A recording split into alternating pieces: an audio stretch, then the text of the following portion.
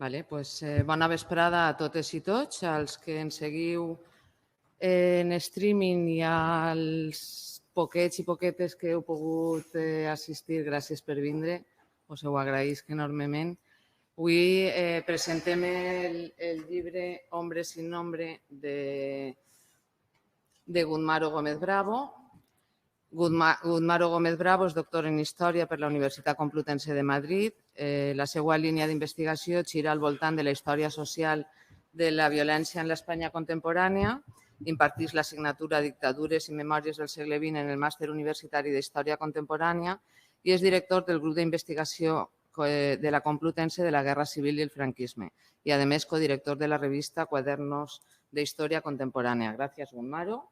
Te agradecemos enormemente que en estos días ya de calor, de final de julio, planteamos esta actividad como un final de curso político. Además, es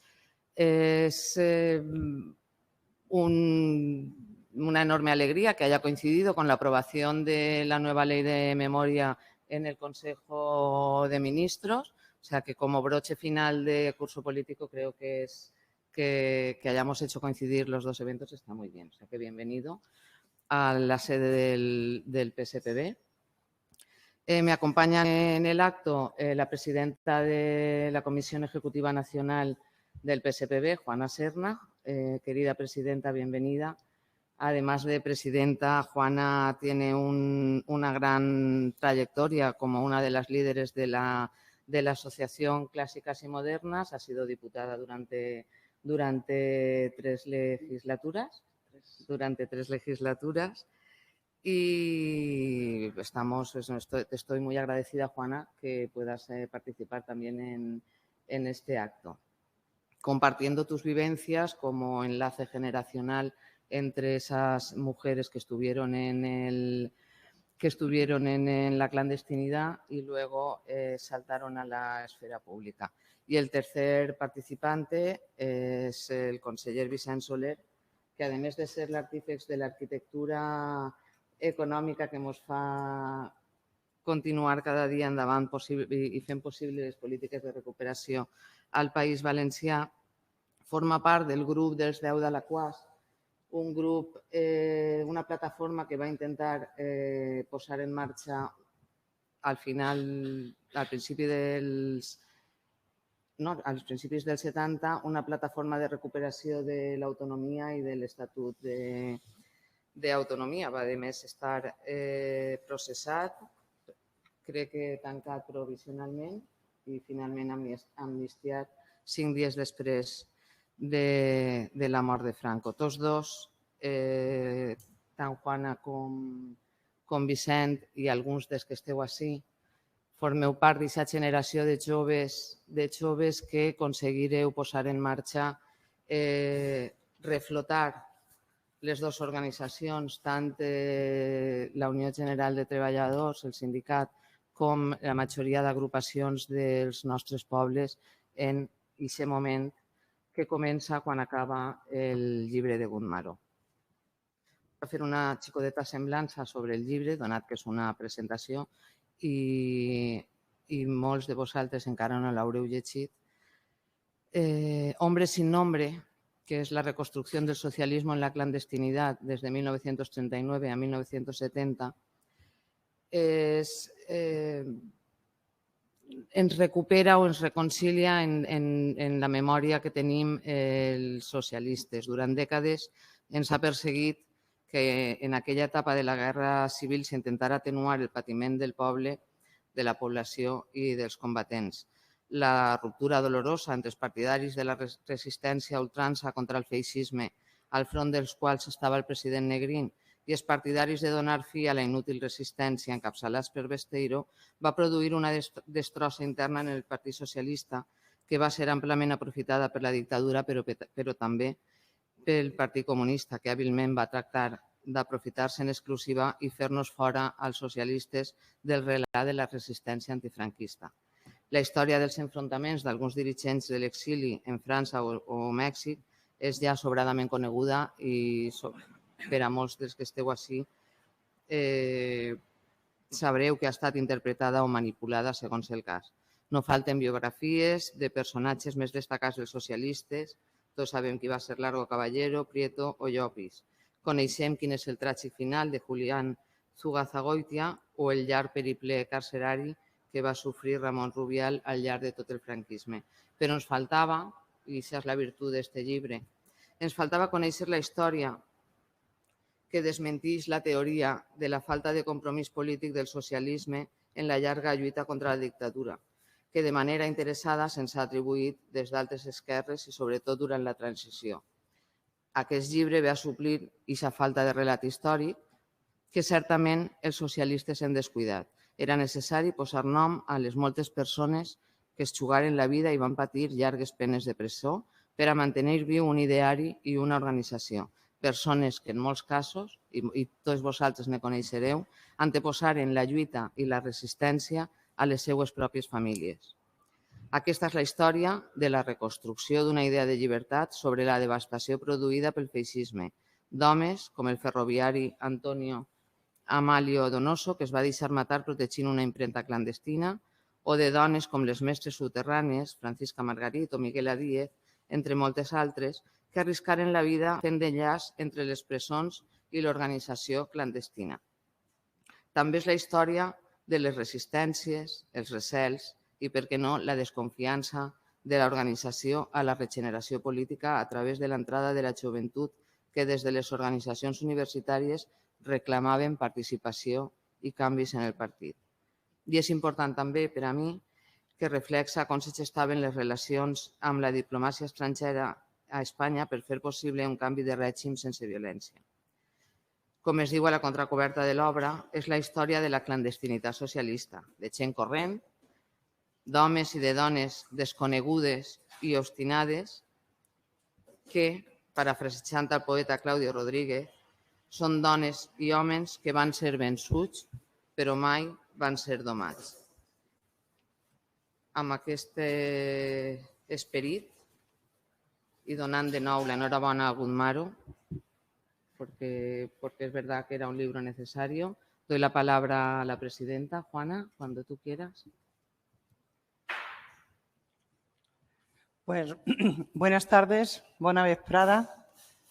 Bueno, en primer lugar, Alicia, gracias por haberme invitado a la presentación de un libro excelente, de Hombres sin nombre.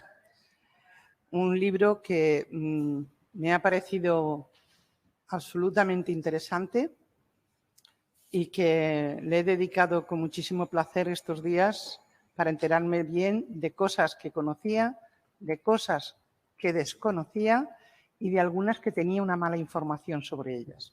De manera que gracias por haberme invitado a participar con Gudmaro en la presentación de su libro. Gudmaro es un hombre que nació en 1975, el año que murió Franco. Así es que es un historiador, aparte de muy bueno, absolutamente joven y al que le quedan muchísimas cosas por decir.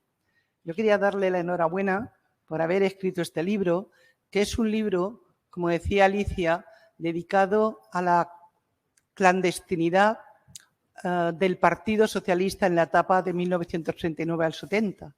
Pero a mí me ha impresionado muchísimo, no solamente los datos, sino, Gudmaro, espero que estés de acuerdo, es un libro dedicado a la solidaridad de los militantes, de hombres y mujeres anónimos, sin los cuales seguramente, si no hubiesen existido, si no hubiesen guardado el tesoro del partido en plena clandestinidad, pues creo que no estaríamos donde estamos o estaríamos de una forma muy distinta.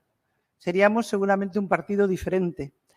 Y por otro lado, me ha parecido un libro muy bueno, muy interesante, aunque claro, vas viendo el contexto desolador en el que vivieron aquellos compañeros y aquellas compañeras nuestras, porque era un contexto de penuria, de pobreza, era un contexto de cárcel, de sufrimiento, de represión e incluso de muchas muertes.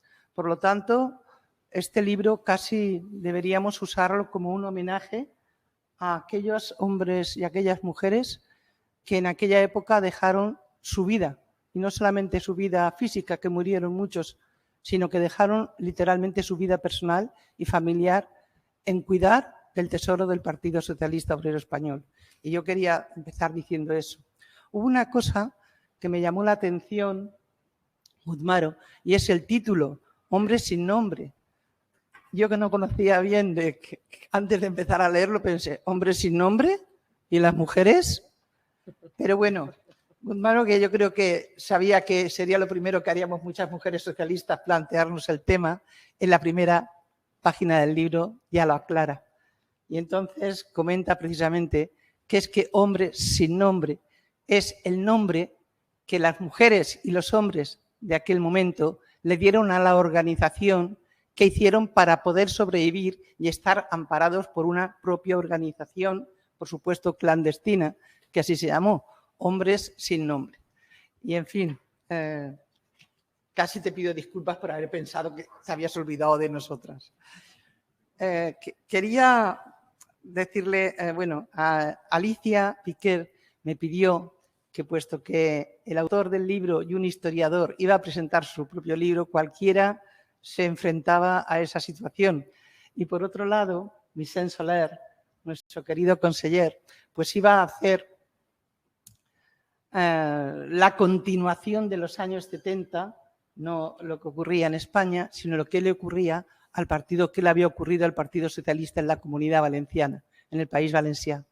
Por lo tanto, lo que me pedía Alicia, y espero haber cumplido bien su mandato, es que yo me centrase más bien en generar, en dar una perspectiva, un punto de vista personal sobre cómo las mujeres socialistas habíamos ido creando esa conciencia socialista, esa mirada socialista y clandestina, entre comillas,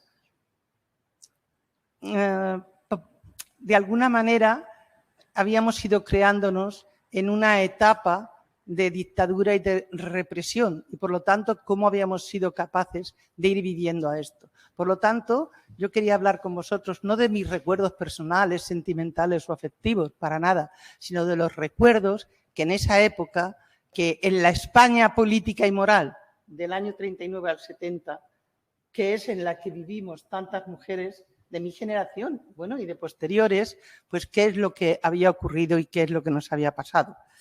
Y entonces, claro, esa España política y moral era nuestra España física, la que nos fue configurando y en la que íbamos viviendo y creando nuestra propia conciencia como individuos y como un colectivo. Y era la que nos permitía pensar cómo era precisamente España y cómo éramos nosotros y nosotras.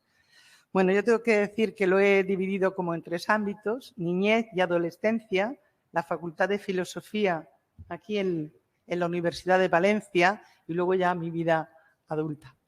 De mi niñez, que diría, bueno, a ver, cuando empieza el libro en el año 39 yo no había nacido. En el año 70, cuando acaba, pues yo ya tenía 25 años y tenía una niña y empezaba mis clases de profesora de filosofía. Y enseguida, Ismael, entré en FET-UGT. Pero bueno, quería deciros que la cuestión está que nací en el año, vamos a ver, 1945, 6 meses antes de que acabase la Segunda Guerra Mundial, por lo tanto la penuria era importante. Nací en Albacete, una ciudad roja perdida durante toda la Guerra Civil, y una ciudad donde al acabar la guerra pues hubo muchísimas represalias y se pasó muy mal. No digo eso porque soy hija de una familia progresista, pero donde me crié con un gran silencio en el ámbito de la política. Por lo tanto, me fui criando, observando lo que ocurría y leyendo entre líneas o intentando escuchar cuando se hablaba en voz baja de política y de las cuestiones sociales, de las que sin duda se hablaba. Mi primer recuerdo, lo que os decía, recuerdo político, y que supongo, porque he intentado que fuesen recuerdos que de alguna manera, no sé si los jóvenes no, pero quizá los más mayores podáis recordar conmigo, es en una cafetería con 7 años, o en un bar con 7 años, con mis padres tomando algo, y de pronto mi padre, lo recuerdo perfectamente, mira el reloj, se levanta corriendo, paga corriendo y nos dice que nos vayamos inmediatamente. claro, con 7 años y mis padres no contaban qué es lo que estaba ocurriendo, pero ¿qué pasaba? Bueno, es algo que luego, claro, fui descubriendo y que enseguida se veía, y es que, quizá no lo sabéis, pero en España, en aquella época, pues ya era la década de los 50, pues en aquella época, cuando llegaban las 2 de la tarde, que ahora son las noticias, aparecía en las radios lo que se llamaba el parte. Sonaba el himno nacional y la gente que estaba en los bares y cafeterías se tenía que poner de pie y levantar el brazo. Mi padre, que era totalmente contrario a eso, claro, cuando se dio cuenta de la hora, salió pitando. Y ahí vamos, mi madre era del mismo pensar, pues allá que nos fuimos. Pero fijaos que en España ocurría eso. No es ninguna broma. Eso era muy importante. De manera que imaginar los niños, como entonces yo tenía, 6, 7 años, puestos de pie con el brazo en alto y cantando o tarareando el himno. Así es que, ¿por qué os cuento este recuerdo? Porque a mí no me dijeron nada, pero si mis padres salían con preocupación y miedo, entre comillas, de aquel bar, tú aprendías que ante aquella música ibas generando precaución por lo menos, si no algún temor. Y entonces esas son las cosas que luego cuando ibas viendo los colectivos todos en pie cantando o tarareando el himno nacional y con el brazo en alto, se te ponía la carne de gallina. ¿Por qué? Porque yo había ido aprendiendo que eso algo le ocurría. De esa época también recuerdo volver a mi casa y en el despacho de mi padre, que os decía que era abogado y escritor, o creo que os lo había dicho, pues a veces las persianas estaban bajadas y yo no entendía por qué cuando íbamos a comer las persianas del despacho de mi padre estaban bajadas, hasta que por fin descubrí que cuando a veces se reunían, fijaos qué precaución tan absurda, pero es que había mucho miedo. Se bajaban las persianas para en la penumbra y en voz baja hablar de política. Cosa curiosa, y eso lo descubrí a través de mi abuela. Recuerdo también, no solamente ese recuerdo político, sino otro recuerdo político, ya andaría por los 11 años, seguíamos en la década de los 50, y cuando llegaba la vendimia me iba al campo de Requena, a un pueblecito que quizá conocéis, pequeño, que se llama La Portera, y entonces en las casas de campo aisladas, yo vivía aquella vendimia con mis tías, y notabas enseguida, en alguna cena, alguna noche, que pasaba algo y que había tensión. Y es que esa madrugada iban a llegar unos hombres que iban montados a caballo, y entonces, por supuesto, yo tenía totalmente prohibido salir, pero escondida miraba desde las ventanas y veía cómo les daban comida y mantas. Y al cabo de 2 días, siempre, indefectiblemente, aparecía una pareja de la Guardia Civil preguntando si habían ido por allí los maquis. No os podéis imaginar la curiosidad que yo sentía, pero nunca se hablaba de política y jamás en voz alta. Y si preguntabas decían, calla, no es cosa de niños. Lo que yo quería saber es quiénes eran los maquis y por qué iban de madrugada allí. Y otra cosa que recuerdo y que es muy típica de la dictadura era la relación entre pobreza y una moral, no buena moral, no sabría cómo calificarlo, pero recuerdo que iba a un colegio enfrente de casa, las niñas, las alumnas que pagaban entraban por una puerta, las alumnas que no pagaban entraban por otra y se les llamaba las gratuitas. Yo tenía de las gratuitas una muy amiga, la recuerdo con auténtico cariño porque sabía jugar a todo, Alicia Sánchez. Y las monjas llamaban a casa a mis padres para decirles que si sabían que yo jugaba con Alicia Sánchez. Por eso os cuento que mis padres, que guardaban silencio, con los actos no callaban ni una, porque no sé qué les contestarían, yo no me enteraba, pero esa niña por las tardes venía a jugar a mi casa.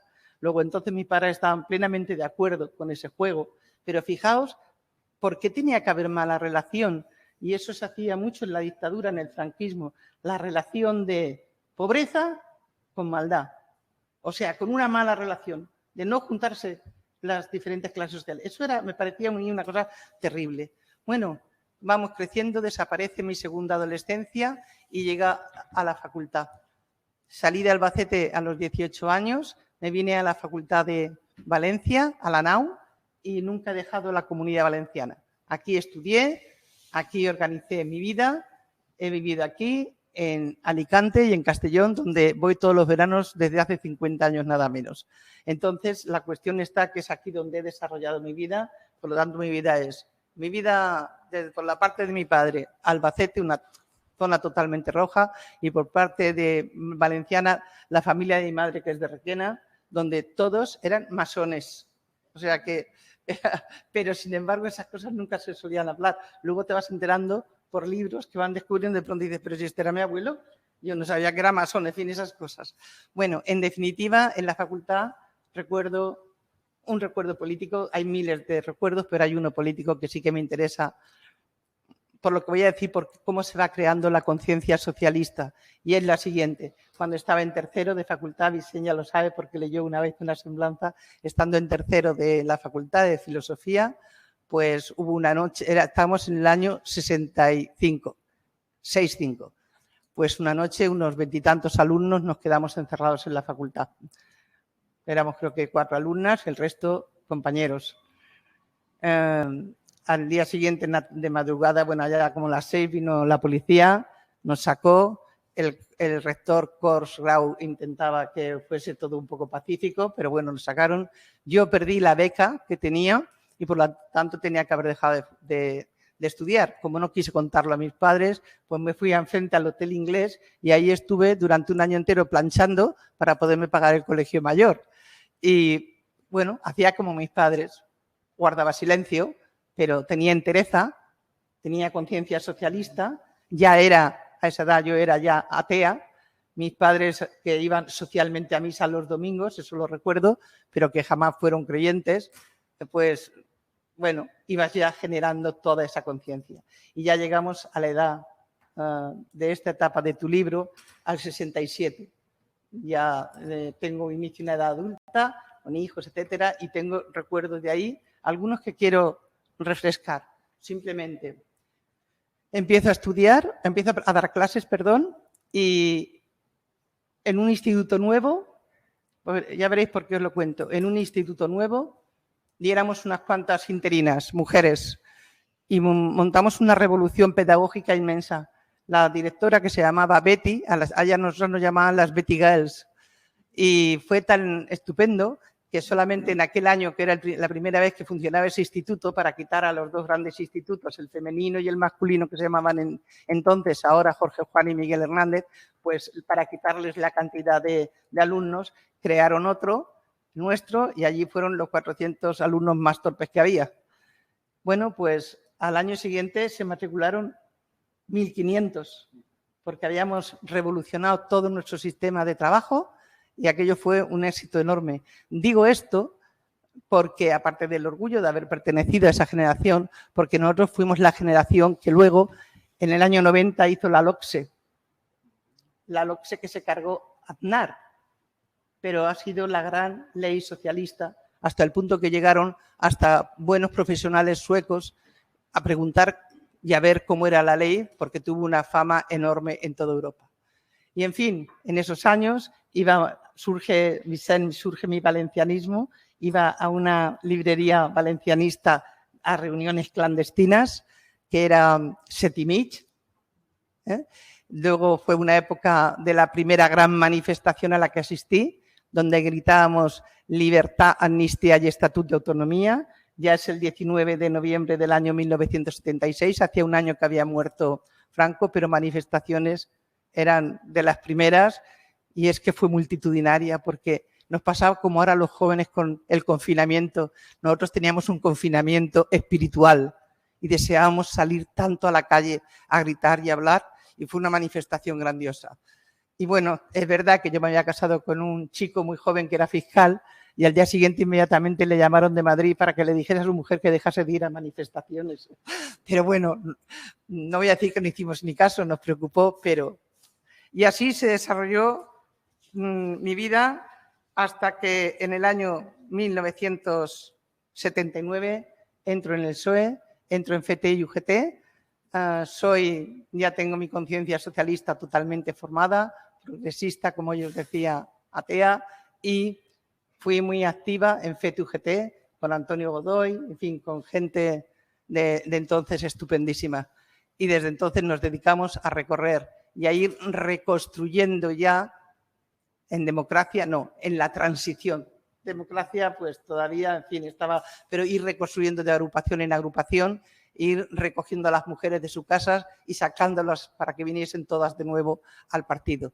Si yo hubiese sabido las cosas que ahora sé gracias a Gudmaro, quizá las hubiese convencido antes, pero es verdad que estaban plenamente convencidas y hasta aquí hemos llegado. Solamente deciros lo importante que fue para todas nosotras, para todos nosotros, encontrar nada menos que el Partido Socialista Obrero Español para configurar, no solamente terminar de configurar nuestra personalidad, sino de configurar a un país que había sufrido tanto y al que amábamos tanto. Gracias.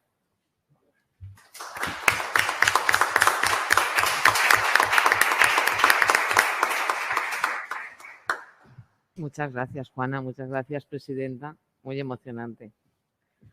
Te agradezco mucho que hayas estado y que hayas intentado recuperar toda esa memoria que es personal, pero también es colectiva y es de todos nosotros. O sea que muchas gracias. Y pasamos ya a Gudmaro. Cuando quieras, todo tuyo. Está enchufado ya, no hay que tocar nada. Muchas gracias. Pues buenas tardes a todos ustedes en primer lugar por estar aquí. Lo he debido apagar, perdona, ¿vale?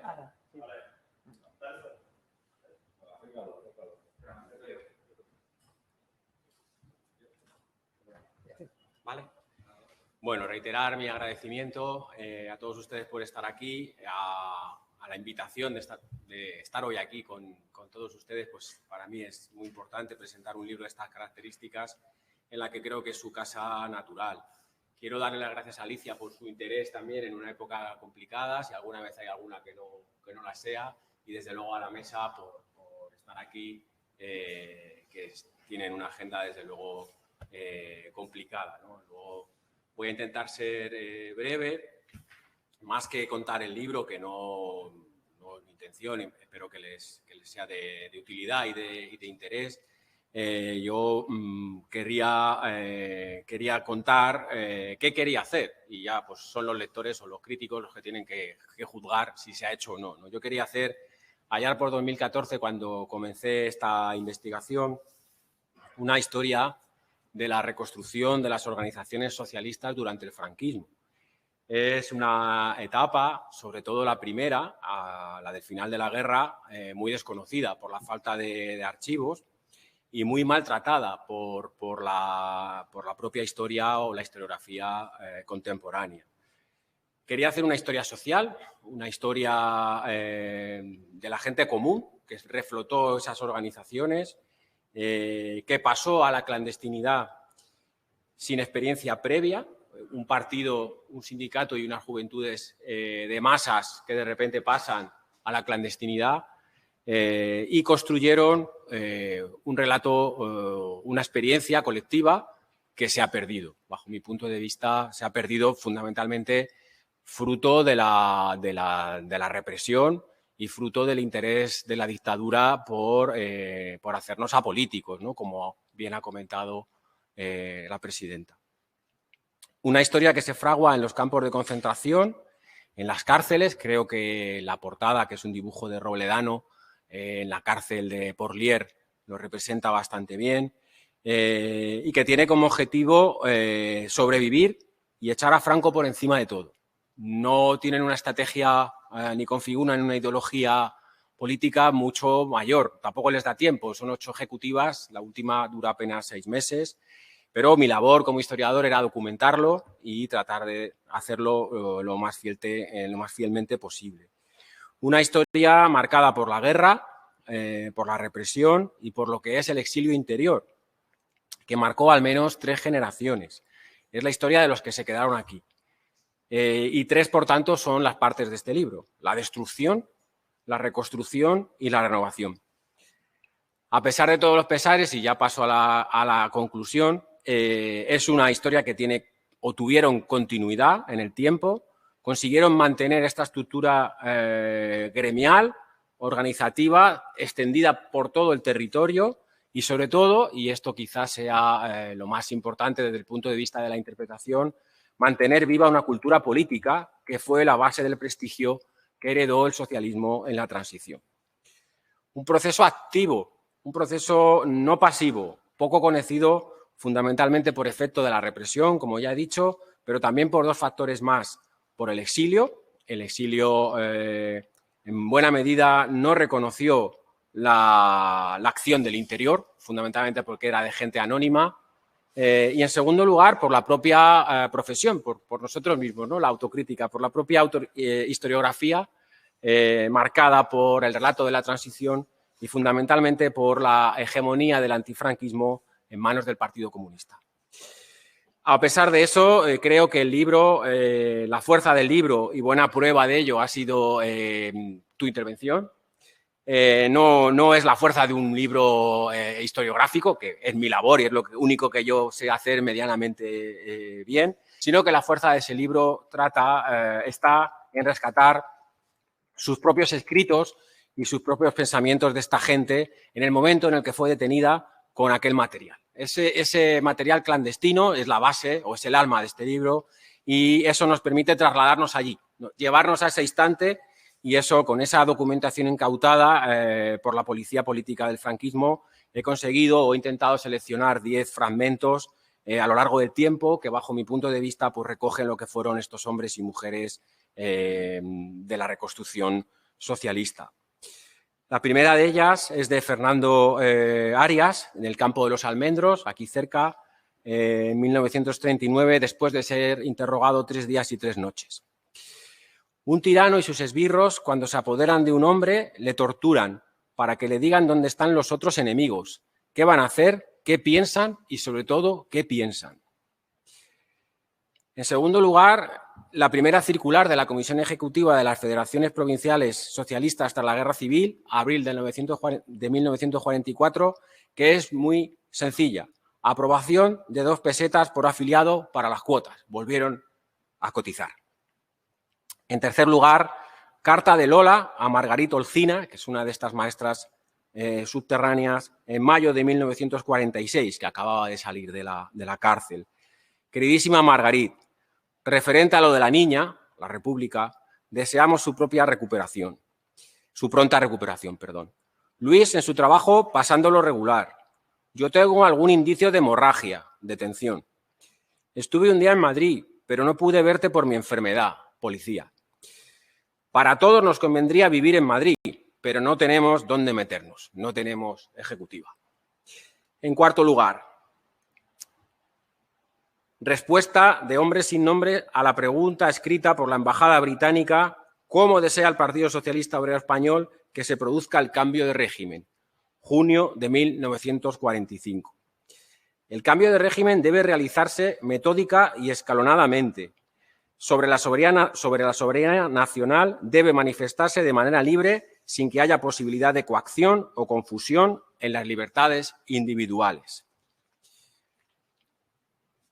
Comisión del Interior a Francia, septiembre del 46. Qué pequeños resultan ciertos aspectos jurídicos contemplados desde donde nosotros vivimos. Cuento titulado Dos niñas, que llevaba Teodosio Díaz en la cartera 10 años después de terminada la Guerra Civil y con el que fue detenido. En ese pueblo había 2 niñas que no tenían más propiedad que las de la naturaleza, que no eran pocas. Una era rubia como el sol, otra morena clara, que es la alegría. En séptimo lugar, he seleccionado el telegrama que manda Lucila Fernández en Barcelona a Hombres sin Nombre sobre las causas de la huelga de tranvías del 51. Hay una realidad incontrovertible, que el pueblo no come lo indispensable para poder subsistir decorosa y físicamente. Pasamos al año 55, carta de Luis Martín Santos a Antonio Amat en la cárcel de Carabanchel. Anímate, todo sigue en marcha. Nada se va a interrumpir. Sucederá todo lo que tiene que suceder. Parece que hay rumores de huelga. Qué situación en la que los males de la patria llega a alegrarnos, pero volveremos a vivir en democracia. Noveno, documento del Grupo Departamental del Sena, París, 1961. Las decisiones las tomamos nosotros, pero nosotros no somos quienes las han de ejecutar. Y en esta frase está resumido todo el problema. Y ya termino y les dejo en paz con un escrito de Juan Gómez Ejido, el pintor, que fue el primer presidente de la comisión ejecutiva de la cárcel de Yeserías y que organizó la reconstrucción en la calle, sobre una reflexión de la situación de España en el año 69 y los socialistas dentro de ella. Y además, la chivatería. Es muy difícil en estas condiciones organizar nada que se pueda enfrentar con todos esos grupos, sin más relación que su enlace. Vestales que mantienen el fuego sagrado a trueque de ir a la cárcel, para verse ellos y sus familias abandonados y sin que nadie les ayude. Pues nada más, sé que es un poco pesimista, pero es la historia o es nuestra historia y es mi pues, transmitirla así. Yo cualquier cosa que necesitéis o queráis, pues estoy a vuestra disposición. Muchas gracias.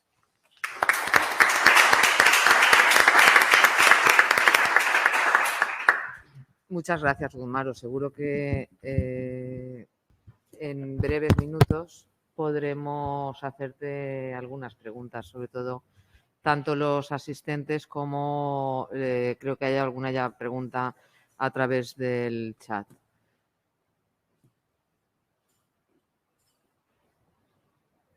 ¿Vale? Y le damos la palabra al conseller Vicent Soler, que nos contará qué pasa después de quan acaba el llibre, si no mos has enganyat en el que mos anaves a contar. No, en absolut. En primer lloc, dir-vos que el llibre m'ha interessat moltíssim, de veritat. Gutmano, jo crec que hi ha una història importantíssima del Partit Socialista desconeguda, que no són la dels noms propis, sinó és la gent corrent que va patir tota mena, i que jo crec que en la historiografia a l'ús es posa poc de relleu, poc de valor. I per tant, com a socialista em sento orgullós de compartir amb persones sense nom, persones, homes i dones, sense nom, tota aquesta llarguíssima i tràgica trajectòria des de la final de la guerra i fins a l'any 70. Jo, per raons generacionals, arriba a la política després de l'any 70. La veritat és que jo vinc d'una família de dretes, estudio en un col·legi de retors, escolapis, a casa no se parlava tampoc de política, però a lo màxim que se dia era Franco és bo, els que són roïns són els que estan al voltant de Franco. És una frase que es deia molt en aquella època. No? De manera que a mi aquest mite d'un Franco bo, jo crec que, diríem, costava molt trencar unes certes inèrcies, sobretot en famílies treballadores com la meva. És que hi ha que tindre valor ser de dretes i ser família treballadora. El cas és que jo he d'esperar a la universitat per a, diríem, entendre que la vida era més complexa de lo que s'explicava en casa. No?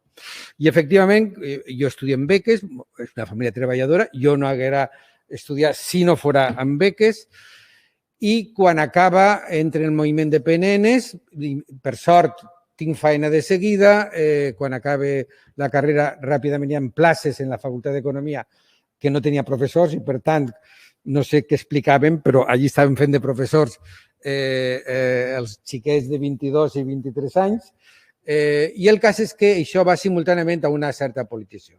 I quan te polititzes, en aquell moment de la clandestinitat, del franquisme, de la lluita antifranquista, molt sovint la teva militància està molt condicionada per el teu entorn.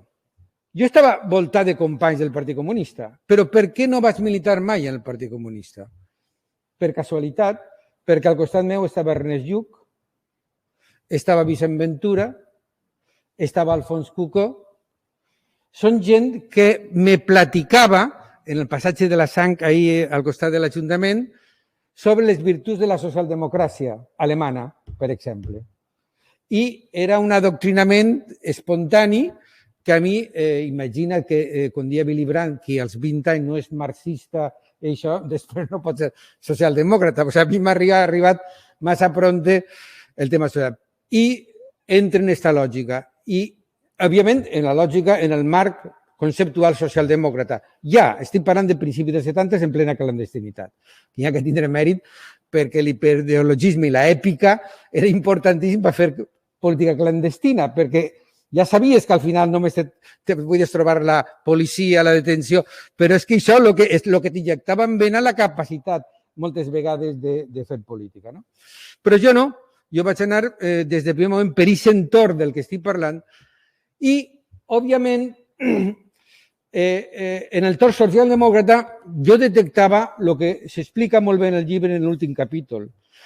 Les mirades tan diferents que hi ha dins del Partit Socialista, hi havia, òbviament, sobretot entre el socialisme de l'interior i el socialisme de l'exili, i també les corrents renovadores que des de l'interior captaven els canvis socioeconòmics que estaven operant en Espanya i que des de l'exterior no s'acaben de captar.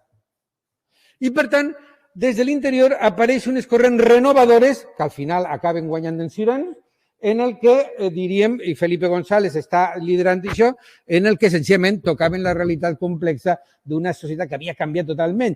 Ja no la societat de la fam, com diria Raimon, la societat del consum, diríem, no? Ara ha aparegut electrodomèstics, la gent ja va de color, ja no va enretar, ja fa vida diferent.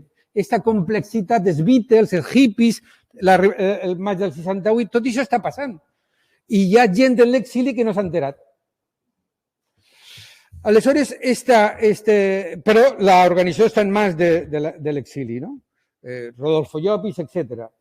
Però és molt bonic el que està passant, però clar, què passa? Este debat sobre la lectura des de fora llunyana i a vegades inercial de qui està tocant la realitat diversa, dels canvis que hi ha hagut. Hi ha hagut molts canvis, no només és que estic parlant jo, per exemple, també de la geopolítica, o les relacions ja no són del Comintern, ja és un partit comunista molt evolucionat i, per tant, com anem a relacionar-nos amb el Partit Comunista? Després, la geopolítica de la socialdemocràcia de l'SPD i, per altra banda, del socialisme mediterrani, del PASOK o del primer Gaddafi revolucionari o del socialisme veneçolà. Tot això està ahí davant. Però és que, a més, n'hi ha una tercera mirada.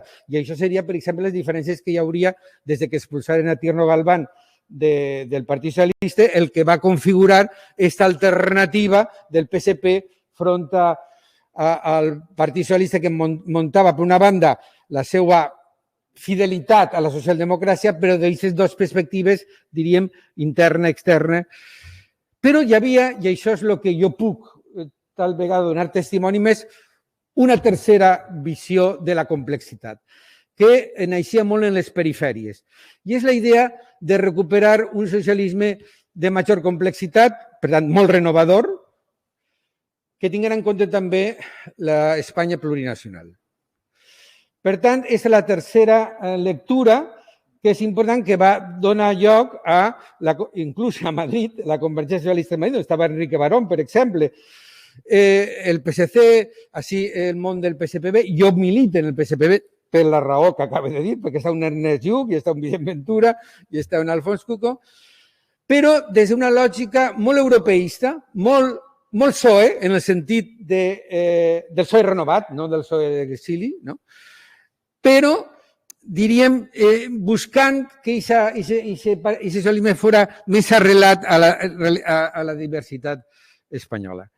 La veritat és que arriben les primeres eleccions democràtiques, arribem, diríem, a aquesta diversitat, producte de la clandestinitat, tot sigui dit de pas. En la clandestinitat, tots creiem que tenen la raó i que, a més, el dia que hi haguin eleccions arrasaríem tots, perquè quin és el nostre món? El nostre món eren els companys que te veies en el cercle, en no sé què. Vull dir, no tenies, pel carrer no podies explicar res, és que era la clandestinitat. És molt important la gent jove que sàpiga que gran part de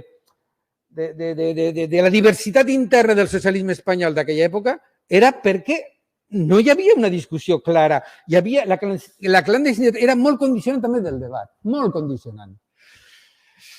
De fet, justament perquè estava al voltant de Vicent Ventura, des del primer moment, l'any 73 i l'any 74, Vicent Ventura diu: els valencians no poden perdre este tren de la història. Si en els anys 30 varen perdre la història, el tren de la història, perquè el dia 18 de juliol del 36 tenia que haver-se reunit per primera vegada la comissió redactora de l'Estatut d'Autonomia, evidentment no es va poder reunir. La veritat és que al final van quedar fora de joc front a Catalunya, Euskadi i Galícia. I aleshores la gran reivindicació dels venturistes seria reclamar una societat democràtica, de llibertat, de justícia i de recuperar allò que no varen poder recuperar durant la República, que és l'autogovern. I, per tant, la plataforma Taula Democràtica i totes les plataformes on el Partit Socialista va acabar entrant, el Partit Obrer Espanyol, vull dir, no? Però que li va costar una miqueta, era el que dotava d'una miqueta de diversitat, no? A aquest socialisme perifèric. Per exemple, parleu tu dels 10 de l'Aquàs. Què és els 10 de l'Aquàs? Els 10 de l'Aquàs és que el Partit Comunista i el Partit Socialista Popular de Tierno Galván i el món al voltant del Partit Comunista havien creat les juntes democràtiques a París i després les van reproduir en Espanya, excepte on? Excepte en Catalunya, excepte en Euskadi i excepte en Galícia, on se respectava l'herència històrica. I nosaltres dèiem, ei, nosaltres també! I no es va acceptar i així també se van crear les juntes democràtiques. Aleshores, Vicent Ventura crea la taula democràtica estava el Partit Comunista, quan ve la Junta Democràtica, s'enís, i hi ha un intent de buscar, perquè ja es veien que Franco s'hauria de morir en algun moment, i per tant, estàvem parlant del 74-75, no s'acabava de morir, se va tindre una crisi en el 74, però no s'acabava de morir, encara va assassinar a 5 persones en Pozuelo de Arcón, un poble de prop de Madrid, va afusellar a 5 persones en setembre del 75. Vull dir, encara un mes o 2 mesos abans de morir, encara va assassinar a 5 persones, no? Bé, en aquest context, nosaltres en Alaquàs ens reunim per a crear una plataforma valenciana que poguera parlar de tu a tu a la Junta Democràtica i fer una plataforma unitària d'arrel valenciana. Ahí entra el Partit Socialista. Aquesta entrada del Partit Socialista Obrer Espanyol fa que aquella divergència que hi havia per temes que tenen poc a veure amb la concepció del socialisme, que era molt renovador, érem renovadors però teníem aquesta diferència, va anar acostant-se. Però si hi havia algun dubte sobre què pensava la gent, ho explica molt bé el llibre. Vull dir, la memòria històrica estava en el PSOE.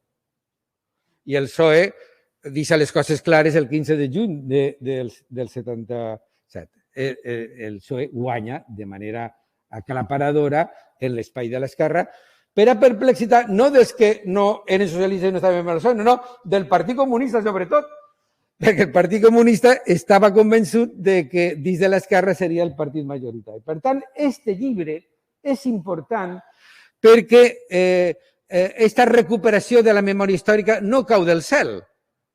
És una cosa guanyada per sacrificis de moltíssima gent. Nosaltres, evidentment, els que no sabíem de tota la història, ni sabíem res, perquè ja t'he dit que en la clandestinitat se saben poques coses, acabem convergint, perquè és veritat que el 15 de juny fou claríssim, el socialisme se va agrupar al voltant del PSOE, per això ara som el PSPB-PSOE, justament per això, i amb la voluntat, dic, de retrobar-nos a partir d'unes diferències que havia creat la pròpia lògica de la clandestinitat i, sobretot, a partir dels grans debats que va haver des del primer moment, després de la Guerra Civil, justament entre la gent que tenia tàctiques o estratègies diferents. És veritat que tots volíem carregar-nos a Franco, tots volíem carregar-nos a Franco, però tot el món tenia la vareta màgica que seria la més eficaç per a carregar-se a Franco. I, naturalment, Franco es va morir en el llit. Vull dir que la cosa fou bastant, per a la gent que fem èpica en aquell moment, era bastant frustrant que el dictador morir en el llit. Però, bueno, les coses que van a ser, van haver les trobades, jo crec que l'enfortiment, quan el 25 de juny de 1978, en un acte en les jesuïtes de València, del Col·legi de Jesuïtes, té lloc l'acte de la gran fusió dels socialistes valencians, del PSPB, del PSP i del PSOE, realment fou un moment històric del qual la gent jove potser no n'és conscient, però va significar que, eixint de la clandestinitat, alhora van permetre debatre d'una altra manera. I d'aquest debatre es van conèixer millor. I d'aquest conèixer millor va vindre la unitat, de la qual estic ben orgullós. Moltes gràcies.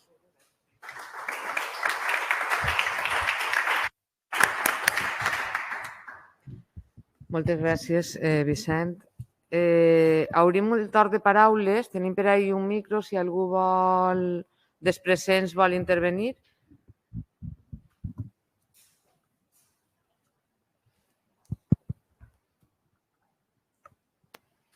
Hola, bona vesprada. Bona vesprada, si m'escolta. Jo estic totalment d'acord en l'anàlisi que ha fet Vicent Soler y voy a decir a Juana que comparto totalmente tus vivencias y que es muy importante oírlas de otras personas porque los que hemos vivido vivencias así nunca lo olvidamos, ¿no? Yo el libro de Guzmán no lo he leído, pero estoy deseando leerlo y yo pienso que como persona que me creo el Partido Socialista, porque lo he vivido de toda la vida, pues creo que había una injusticia muy grande por parte de sectores teóricamente de la izquierda nuestra, diciendo que los socialistas hemos estado de vacaciones. No hemos estado de vacaciones durante la dictadura de Franco, en absoluto. Mi padre tiene 92 años, vive todavía, esta tarde he estado con él, y mi padre fue de los socialistas históricos que dieron el paso del Esurens para que se fusionara con el Partido Socialista del Interior. Fue una persona que trabajó de una forma incansable, actualmente es militante del partido, con 92 años, militante de la UGT. Me pregunta si hemos pagado la cuota del partido cada mes, lo pregunta. O sea, él no sabe si la luz o el agua se ha pagado, pero el partido y el sindicato, la UGT, es fundamental. Bueno, pues yo me acuerdo de cosas que he vivido con mi padre. Mi padre tuvo una novia, por ejemplo, falsa, tuvo problemas con mi madre porque iba con una chica que la conocía mucho y era una tapadera total, porque mi padre era el correo que llevaba el Socorro Rojo de la gente en la clandestinidad con Soriano, el famoso Soriano, que estaba pues militando y trabajando en el partido. El correo era la hija de Soriano y mi padre. Entonces, claro, tuvo incluso problemas familiares importantes. Yo creo que estas cosas hay que conocerlas. Y a mí me agrada mucho que este libro pueda visualizar el esfuerzo que los socialistas hicimos. Nos derrotaron, nos hicieron polvo. La mayoría de las personas de la República socialistas fueron represaliadas, fueron trabajadas actuaron con una falta de dignidad bestial, fueron expropiados. Mis familiares míos, que eran masones, fueron expropiados totalmente de todos los bienes. Bueno, pues todo eso hay que ponerlo en el papel y hay que reconocerlo, porque a mí, desde luego, nadie me gana, a mí y a nosotros, a los socialistas, nadie nos gana para recuperar la libertad y la democracia desde el punto de vista del Partido Socialista. Nadie nos puede ganar. Gracias. Moltes gràcies, Eugeni. ¿Alguna intervención más? Voy. Vale. La cuestión era, Guzmán, ¿por qué tiene más fama la clandestinidad socialista que la comunista? Con lo importante que ha sido... perdón, porque al revés. Pero ahí tiene relación el papel del PSOE en el exilio. Bueno, yo creo que ahí son dos cosas. Sí, claro, pero... por un lado, como ellos mismos se quejaban, sobre todas las causas o los consejos de guerra se aplicaba el delito de rebelión o masonería o comunismo. Entonces se excluían a los anarquistas y a los socialistas, ¿no? Entonces se metía todo es verdad que para la justicia franquista era todo lo mismo, no distinguían. Pero es verdad que sobre todo a partir de los años 60 o segunda mitad de los 50, del interior se le está diciendo al exterior que eso hay que cambiarlo. Primero porque el país está cambiando y segundo porque la organización tiene que combatir eso, ¿no? La propaganda comunista a los chinos es muy eficaz. Y luego en la universidad se está diversificando. El problema es el papel de las alianzas, que habéis contado también muy bien, ¿no? Y Llopis y el exilio, Toulouse, antes viene de la batalla también de México. En fin, la tradición interna pesa, ¿no? Pero Llopis sobre todo y Tomás por UGT se niegan tanto o ven que el peligro de los comunistas o las uniones, las unificaciones, las coaliciones va a ser una tapadera, va a ser de nuevo el paso al entrismo comunista, ¿no? Como había pasado con la JSU o como había pasado en la Guerra Civil. El peso del final de la Guerra Civil, el peso de la ruptura con los negrinistas, prácticamente recorre toda esta historia. Pero el interior no entiende de eso, porque... Pero bueno, eso, por ejemplo, marca muy claramente, bajo mi punto de vista, en los años, el ciclo más combativo en el movimiento obrero, que es del 62 al 78, donde la estrategia es no entrar en las comisiones obreras. Y eso, bueno, pues mientras UGT había comenzado la primera huelga, sí que habían estado, pero bueno, este peligro del comunismo por un lado, el anticomunismo socialista por un lado y la represión dura del franquismo que englobaba todo, para resumirte, pues dejó laminado, digamos, el discurso de la transición, donde los socialistas no habían aparecido o habían incluso, que yo lo acabo de rebatir prácticamente todos los días, que fueron mejor tratados por el franquismo los socialistas. Entonces, esos mitos o esas... Son mitos que sirven al debate político actual, no a la realidad histórica. Pero bueno, ya eso es otro. No sé si te he contestado. Sí. Sergio, a ver.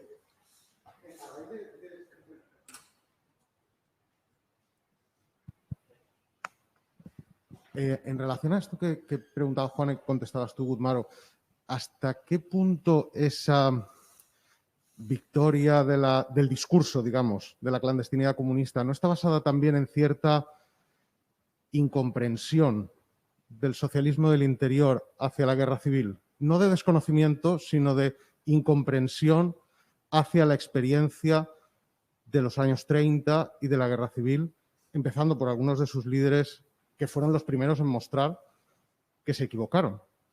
Y, por tanto, a diferencia del Partido Comunista, que siempre reivindicó su papel, ¿hasta qué punto esa incomprensión, no sé si hablar de desconocimiento, pero incomprensión, está en la base de toda esa separación entre el dentro y el fuera, y cómo el dentro no comprendió la postura de fuera, porque los de fuera, lógicamente, fueron los protagonistas?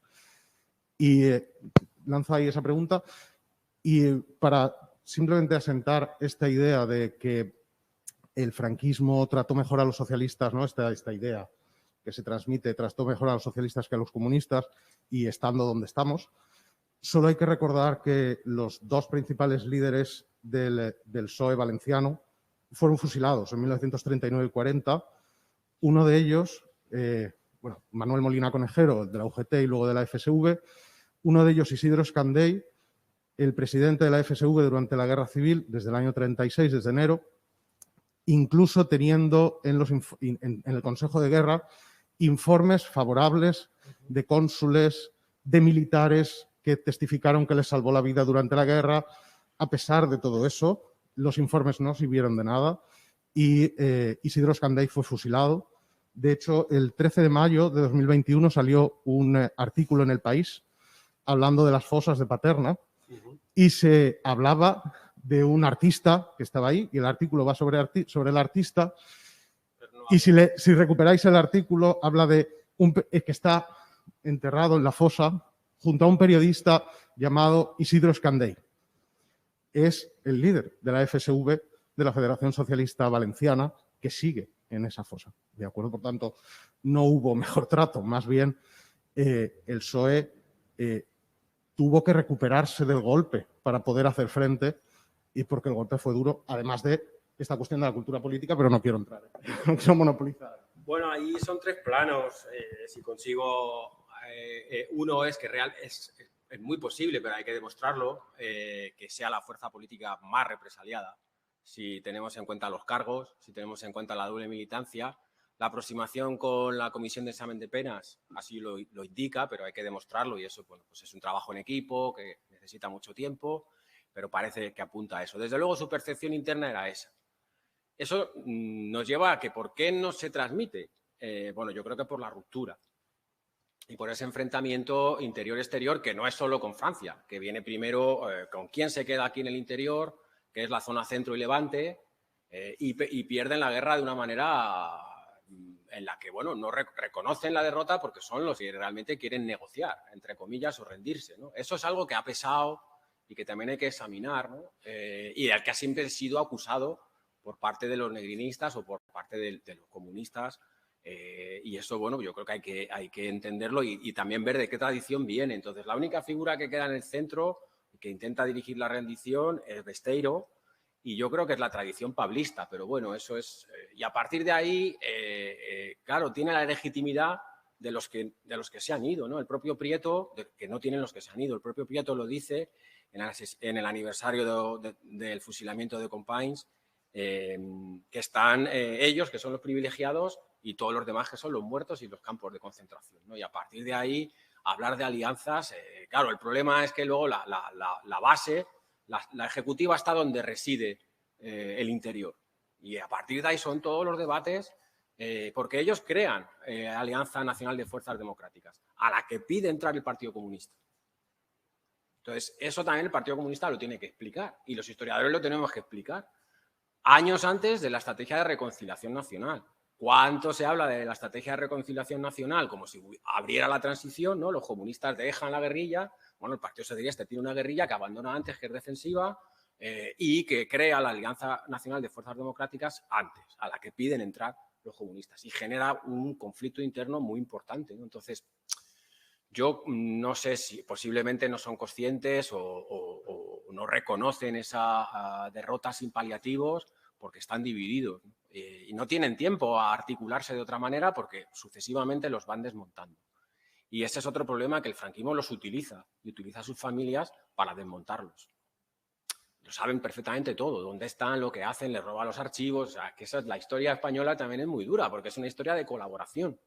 Y eso hay que contarlo también. Entonces, claro, si nos liamos a decir traidores, colaboradores, no sé qué, pues no entendemos, ¿no? Y ese es, pero bueno, con los datos, con los consejos de guerra que son muy áridos y demás, se llega al tercer plano, si soy capaz de decírtelo, que es por qué también, con el paso del tiempo, este discurso no ha calado en la memoria o en el discurso institucional o de partido, por así decirlo, de las organizaciones, ¿no? Por cómo se ha ido transformando, si parece que suena algo viejo, si en un momento es algo incómodo.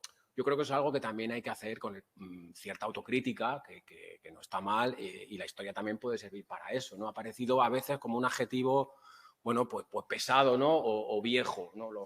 140 años, pues, ahora se empieza a reivindicar, pero no hace tanto era una etiqueta un poco, pues, que lo que mola o lo que molaba era ofrecer una novedad, ¿no? Una ventana de oportunidades que no mirase al pasado. Y yo creo que eso también forma parte de por qué esa historia, uniendo a lo que tú comentabas, pues no se acaba de interiorizar. Entonces, de una derrota, de una división, a contar una historia como la que ha sido socialmente de una organización más votada antes de la guerra, pues tiene que tener una respuesta masiva, ¿no? O sea, socialmente masiva, y hay que explicarlo con toda su complejidad, que no es igual en todos los territorios. Eso también es verdad. Bueno, no sé si soy capaz de... es lo que yo creo, que a grandes rasgos. Yo quería hilar un poco esa pregunta, disculpa, José María, con la ley que se ha aprobado hoy, la ley que ha aprobado el Consejo de Ministros hoy, que ha sido un proyecto recurrentemente presentado por el Partido Socialista en 3 legislaturas, demanda o pone sobre el papel una política activa de recuperación de archivos. Yo creo que eso es fundamental. Hace un rato le comentaba a alguien que ha hecho mucho más por la memoria histórica el PARES colgado en el portal del Ministerio de Cultura que muchas otras políticas, porque nos hemos buscado nuestros anteriores, nuestros compañeros de partido y compañeras de partido, nuestros familiares y los hemos encontrado. Tú, para este libro, has también recurrido a archivos, a una gran cantidad de archivos considerable, pero además supone un trabajo de profundizar muy complejo y de destripar también. Y lo llevo un poco a la intervención de Sergio y al territorio valenciano. ¿Qué hay en los archivos que nos pueda ayudar a reconstruir la parte territorial? habrás encontrado, no lo puedes reflejar todo, pero imagino que habrás encontrado tensiones, habrás encontrado algo que es habitual en nuestro partido y que lo llevamos, creo que bastante bien, pero que seguimos reivindicando nuestras peculiaridades y por eso somos el partido que mejor representa a España, porque dentro de las peculiaridades de cada territorio nos vemos juntos y trabajamos juntos. Entonces, en los archivos, ¿qué hay de nuestra historia, de la historia del Partido Socialista en el territorio valenciano? Bueno, lo que yo conozco dos cosas, lo que yo conozco y lo que creo que hay que explorar, que podría dar resultados. Durante todo el periodo, y esto es importante, hay una tensión por mantener la democracia interna y el autogobierno. Hay representantes en Madrid porque es donde tienen la casa, ¿no? Y lo necesitan para las crisis, lo dice ellos, y porque es donde creen que pueden negociar. Pero los representantes de las ejecutivas llevan sus problemas. Y lo más importante es que la primera ejecutiva ya viaja y va a resolver problemas en las federaciones. Eso es algo muy importante. Entonces, el interior reproduce la experiencia que tiene. Claro, ante un problema que no tenía, ¿no? Y ante una situación muy distinta, sobre todo la aniquilación del movimiento obrero, que era un escenario que no contemplaban, ¿no? Y salen a la libertad y los destrozan de nuevo. Pero ellos hacen lo que habían aprendido en los años 20 y en los años 30, hasta que pasan a la clandestinidad y el gran dilema es si se hacen más pequeños o no. Y finalmente, Hombre sin Nombre, digamos que hasta los 50, hasta que sale a Francia por completo, los 12 años que está fuera, mantiene la estructura territorial tradicional. Y viajan por los territorios y discuten los problemas de los territorios. En Valencia se organizan en torno a una agencia de viajes, me parece que se llama El Comercio, sí. Y es donde, bueno, pues se traspasan las actas, que la policía conoce perfectamente y los sigue. Viene Gómez Ejido y a la vuelta los detiene. Y aquí le dicen que si las juventudes socialistas tienen autonomía o si son un instrumento de los comunistas. O sea, están con la misma historia y, claro, el Gómez Ejido, que sale de la cárcel, dice, joder, dice, pues los vamos a intervenir. Y acaban interviniendo. O sea, los problemas son, pues, en cierto modo, en el escenario en el que están, pues son surrealistas, pero siguen teniendo sus problemas internos y su democracia interna, ¿no? Más adelante es más complicado porque se van haciendo más pequeños y van perdiendo el contacto entre ellos. Y eso también yo creo que ese riesgo o esa separación que tuvieron, hay que reconstruirlo por las vías férreas, por la paquetería, por las emisoras de radio. Es una historia también de la comunicación clandestina, ¿no? Pero estuvieron mucho tiempo aislados. Y eso yo creo que también es una historia grande, ¿no? Contar cómo de ese aislamiento vuelven a tener una conciencia colectiva. O sea que, bueno, yo creo que hay que ir reivindicarlo. A nivel de archivos, que es lo que tú me preguntabas para no irme, es archivo militar. El archivo militar es la policía política, pero es la justicia militar. El coronel Eymar, que tiene jurisdicción en todo el territorio sobre los delitos políticos, los llamados delitos políticos, en que ordena, de hecho, todas las intervenciones. Y a él lo que le interesa, y conoce a los socialistas, hay un juez, en cada territorio, en cada región militar hay un juez instructor de socialistas. Lo que le interesa son los acuerdos reservados. O sea, no es ningún tonto y tenemos que dejar de pensar que la policía, bueno, hacía cosas, iban a lo que iban, ¿no? O sea, por ejemplo, cuando no les interesa la propaganda, les interesan los acuerdos y las listas de verdad. Entonces, eso está, y hay que hacer un esfuerzo también porque el Ministerio de Defensa desclasifique todo. Ha hecho mucho, pero hay papeles que no afectan a la seguridad de nadie, por seguro que no, y que sí que pueden esclarecer mucho la historia, ¿no? Entonces, hay papeles todavía, todo lo que lleva el sello de Estado Mayor y secreto es un follón. Y parece que había muchos sellos de esos de Estado Mayor y secreto porque hay muchísima documentación que no nos dejan ver. Y esa es la documentación militar, bajo mi punto de vista, la que vamos, el 80% aquí, salvo los archivos de la CIA, que también han servido para esto, y el Centro Diplomático de Nantes, porque los franceses y los ingleses, el Foreign Office, hay que irse a veces fuera para ver nuestra historia, porque aquí pues, no se puede, pues son las embajadas las que están diciendo, y de hecho interpelan a los socialistas del interior, no a los del exterior. Entonces, bueno, yo creo que esas vías, lo militar y las embajadas, los informes de exteriores recogen la realidad. José María. Sí, a mí me gustaría que, en 2 minutos, porque hemos venido a escucharte, hablabas de la división y un poco la situación que genera luego en el franquismo sobre la imagen de los socialistas. A mí, por razones familiares, claro, me ha interesado mucho el exilio mexicano, la división de los socialistas en México, el SERE, el JERE, el Barco Vita, la división entre Besteiro y Juan Negrín, en el famoso incidente cuando Prieto es el embajador y se queda con todo el Barco Vita. Este trauma que produce, además siendo el último presidente un socialista como Juan Negrín, ¿no crees que esto condiciona mucho a la imagen de los socialistas externos y en el futuro? Sí, la verdad que es una historia dentro de esta historia muy importante, muy interesante, porque realmente el exilio, la división del final de la guerra, y Prieto fue ministro de Negrín, una confusión, un conflicto realmente encarnado que se conoce también bien porque lo explota mucho el Servicio de Información franquista a través de la embajada francesa, explota la división de los socialistas y lo dice, ¿no? Hay que seguir profundizando en la división porque nos da mucho rédito. Y esa división se lleva en todas las organizaciones y se lleva a México y se va también a Francia, ¿no? Pero hay otro factor que es finalmente el triunfo de las tesis de Prieto o del control de la organización por Prieto, porque Negrín es expulsado por la Internacional Socialista, como sabéis, finalmente. Tiene mucho que ver con la Guerra Fría, el final de la Segunda Guerra Mundial, etcétera, ¿no? Y su evolución. Pero cómo Prieto se traslada al sur de Francia y inicia el pacto con los monárquicos.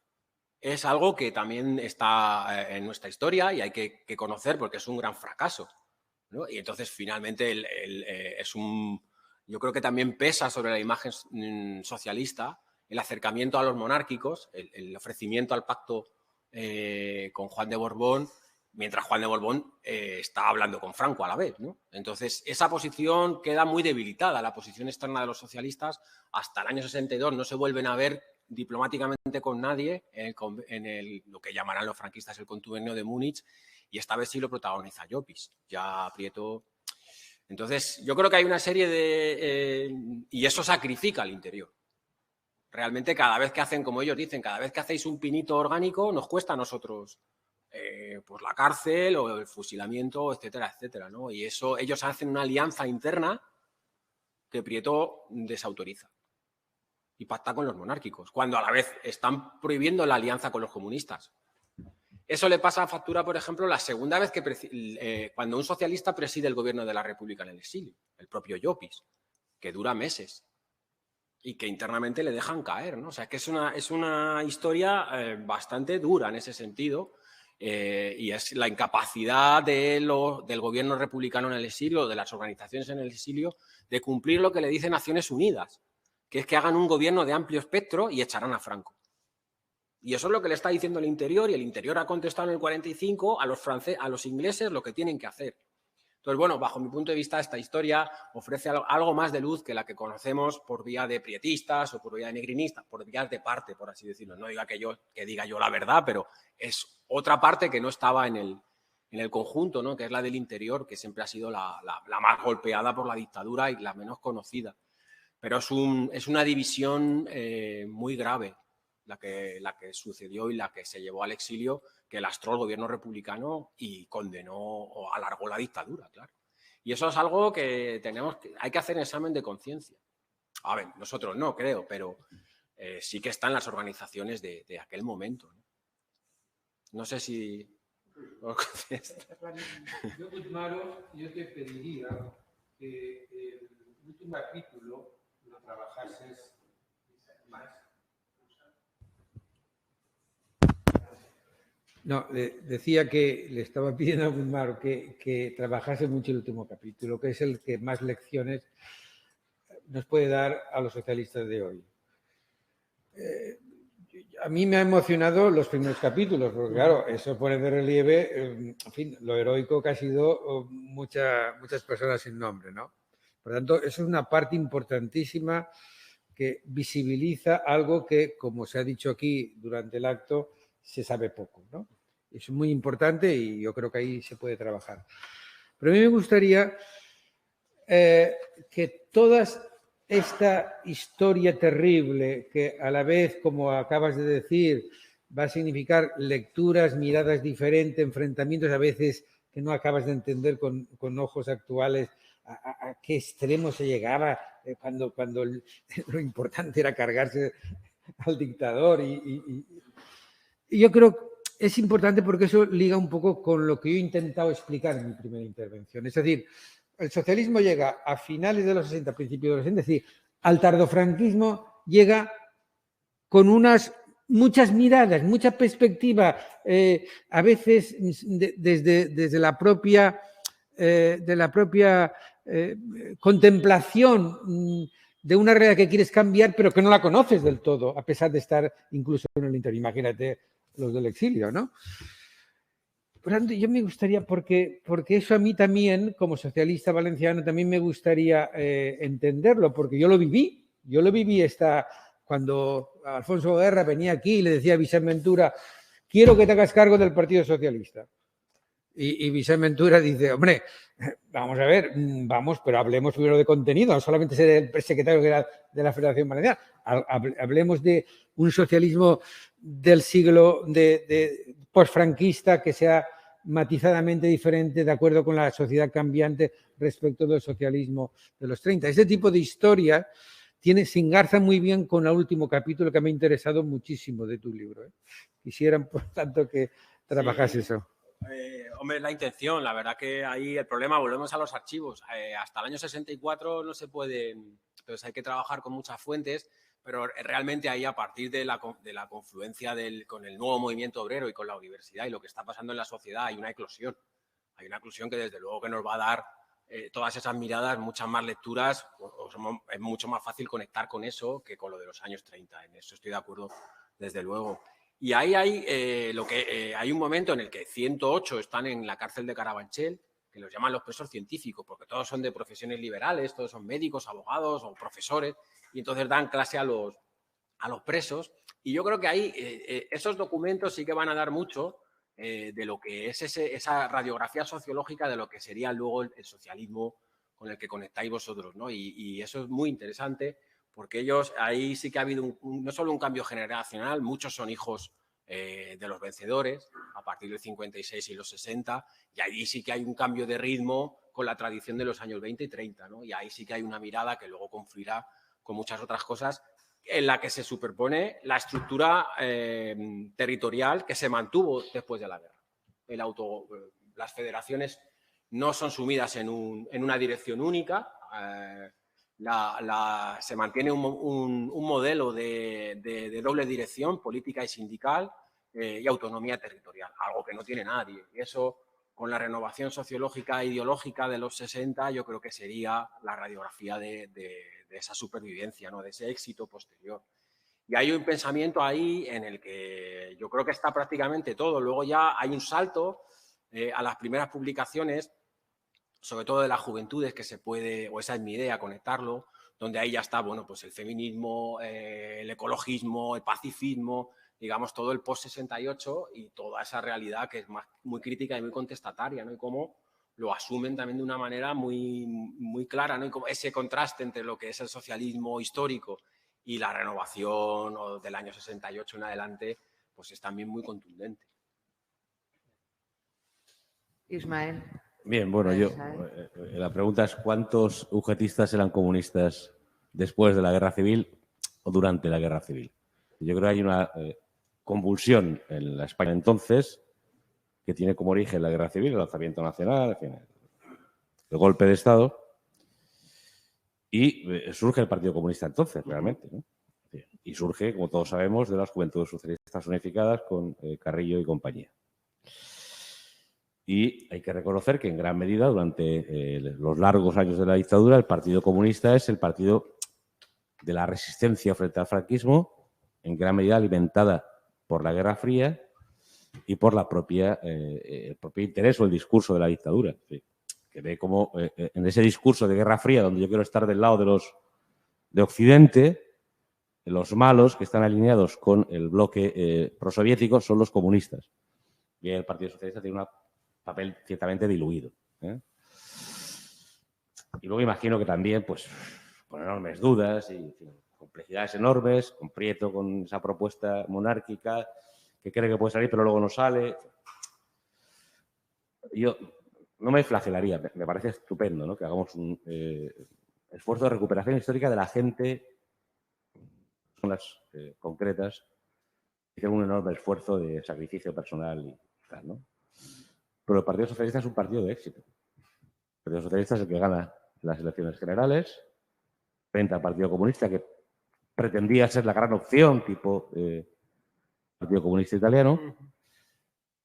Incorpora algo enormemente importante, que es una tradición sentimental de familias y familias que han vivido el Partido Socialista Obrero Español con 140 años de historia, con algunos menos, porque era el Partido Socialista madrileño, el que se fundó en Casalabra. Y bueno, dejémosle ese papel a los comunistas, que lo tuvieron en gran medida, bueno, por un enorme esfuerzo personal de mucha gente que pagó enormes sacrificios, pero también porque la propia dictadura pretendía trasladar la idea de que el comunismo era aquello contra lo que ellos luchaban y le venía bien a los Estados Unidos y a la OTAN, en fin, el bloque occidental, ¿no? Y bueno, hagamos homenaje a los compañeros y las compañeras que tanto hicieron por la libertad en España y por el socialismo español, pero estemos contentos porque hemos ganado la historia y hemos ganado el presente y vamos a ganar el futuro, por favor. Muy bien. No, sí, a ver, cuanto más estudias, más características similares ves. O sea, lo que en la historia de la represión es que los unifica a todos. Quiero decir, no.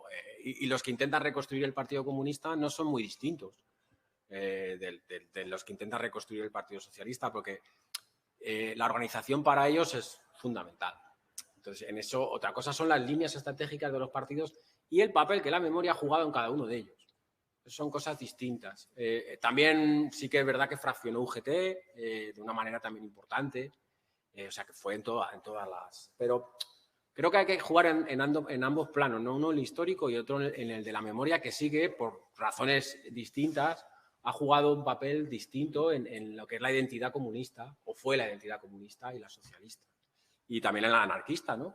Que era un movimiento que se reconstruyó de otra manera y que también sufrió una represión importante. O sea, si tú estudias la represión, los sujetos que la sufren no tienen mucha diferenciación. En cuanto a la reconstrucción de sus organizaciones, sí. Muy bien. Nos quedan 3 minutitos. Sí. Muy sectario dentro del Partido Comunista. Bueno, en fin, brutalmente sectario, que no permite corrientes y tal, ¿no? Pero es que yo lo veía en la fábrica. Tú salías de la fábrica y te encontrabas la gente que te vendía unos discursos absolutamente alucinados, alejados de la realidad del país y de la sociedad. Y además, si no comulgabas absolutamente con el discurso, entonces inmediatamente estabas marginado. Yo creo que eso diferenciaba claramente, lo me parecía a mí, ¿no? Es decir, lo que era, a mi juicio, la corriente socialista, o lo que yo entendía como corriente socialista, y un discurso, en gran medida, muy duro, muy sufrido, muy perseguido, muy auténtico, muy de valores inamovibles y tal, que yo creo que era absolutamente, en fin, imposible de conectar con la sociedad española de ese momento. O sea, o estás conmigo o estás contra mí, y ese era un poco el discurso que, con carácter general, en las propias fábricas se producía. Muy bien. Pues yo creo que ya podemos ir acabando. Quiero agradeceros de verdad, de corazón, que los que hayáis, los y las que habéis venido hayáis estado aquí, a mis compañeros y compañera de mesa, Juana, Vicent, gracias, y a Gudmaro, porque ha sido un placer que nos hayas acompañado y que podemos repetir en cualquier momento, porque cuando podamos estar más personas juntas será un un placer seguir organizando actos como este que nos conectan con todas las personas que nos han precedido para que hoy podamos estar aquí. O sea que muchas gracias a todos los que nos han seguido y pedir disculpas porque no podemos contestar a todas las preguntas que nos han enviado por el canal de streaming, pero a las 8:30 tenemos que acabar. Muchas gracias.